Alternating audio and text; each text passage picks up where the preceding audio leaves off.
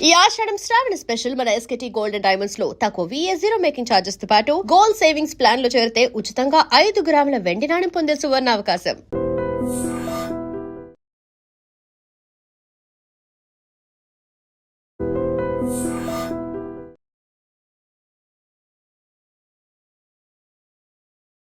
IVF పద్ధతిలో దూడ జననం పశుసంవర్ధక జీవ సాంకేతిక రంగాల్లో భారతదేశం మరో చారిత్రాత్మక మైలురాయిని అధిగమించింది. దేశీయ పశుజాతుల సంరక్షణ మరియు వృద్ధి దిశగా శాస్త్రవేత్తలు అద్భుత విజయాన్ని నమోదు చేశారు.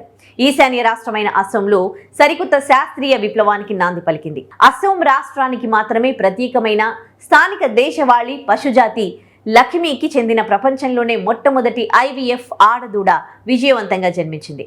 Assam veterinary and fishery university పరిశోధకులు పశు వైద్య శాస్త్రంలో ఒక అరుదైన రికార్డును నెలకొల్పారు. కేంద్ర ప్రభుత్వం ప్రతిష్టాత్మకంగా అమలు చేస్తోన్న రాష్ట్రీయ గోకుల్ మిషన్ ఆర్థిక సహకారంతో ఈ విశ్వవిద్యాలయ ప్రాంగణంలో అత్యాధునిక పరిశోధన ల్యాబ్ను ఏర్పాటు చేశారు. ఈ ల్యాబ్లో శాస్త్రవేత్తల బృందం స్వచ్ఛమైన లక్ష్మీ జాతి ఆవు పిండాన్ని టెస్ట్ ట్యూబ్ పద్ధతిలో అభివృద్ధి చేసి సరోగేట్ ఆవు ద్వారా విజయవంతంగా ఈ దూడకు జన్మనిచ్చేలా చేసింది. ఈ ప్రయోగం విజయవంతం కావడంతో దేశవ్యాప్తంగా పశు వైద్య నిపుణులు మరియు రైతాంగం హర్షం వ్యక్తం చేస్తున్నారు. ఇంతకీ అసోం ప్రాంతానికి చెందిన ఈ లక్ష్మీ జాతి ప్రత్యేకత ఏంటి? మన దేశీయ పశు సంపదలో లక్ష్మికి ఎంతో విశిష్టమైన స్థానం ఉంది.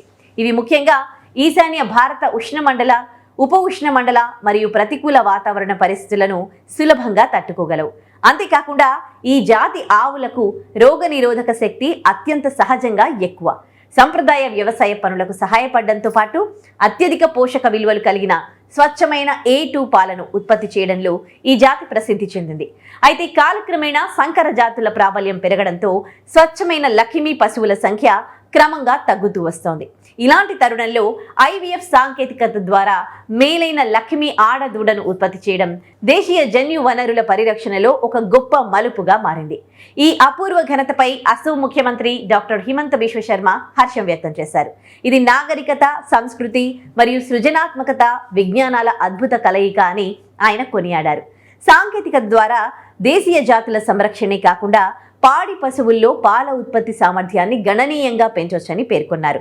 తద్వారా గ్రామీణ ప్రాంతాల్లో పాడి పరిశ్రమపై ఆధారపడి జీవిస్తోన్న చిన్న సన్నకారు రైతుల ఆదాయం రెట్టింపు కావడానికి ఈ పరిశోధన ఎంతగానో దోహదపడుతుందని సీఎం స్పష్టం చేశారు. సాధారణంగా గ్రామీణ ప్రాంతాల్లో పాడి పరిశ్రమ రైతులకు ప్రధాన జీవనాధారంగా ఉంటుంది.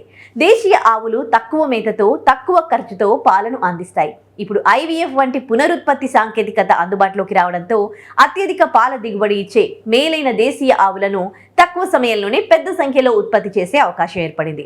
ఇది రాబోయే రోజుల్లో భారతీయ శ్వేత విప్లవానికి సరికొత్త దిశానిర్దేశం చేయనుంది.